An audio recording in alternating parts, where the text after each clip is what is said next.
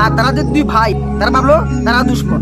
এক পর্যায়ে সেই মাতাব্বর এখানে এসে বললো, দেখো তোমরা দুই ভাই যেহেতু ঝগড়া বন্ধই করতেছো না, তাহলে আমি এক কাজ করি, আমি তোমাদের দুই ভাইয়ের বাড়ির ঘরের মাঝখানে আমি আমার একটা আড্ডাখানা বানাই। এই আড্ডাখানায় আমার কিছু লোকজন থাকবে, তোমরা যখন মারামারি করবে, ফাইট করবে, তখন তারা এসে তোমাদেরকে বাঁচাবে, তোমাদেরকে সেভ করবে। তো দুই ভাই হয়তো তারা ভাবতে লাগলো যে আসলে এটা কিন্তু ঠিক হবে না, তারপরও এক অপরের উপরে জিদ করার কারণে তারা কিছুই বললো না। ঠিক আছে, আপনার বানান ঘর বানান। তো মাতাব্বর কি করলো, তাদের দুই ঘরের মাঝখানে একটা ঘর বানালো, একটা বৈঠকখানা বানালো।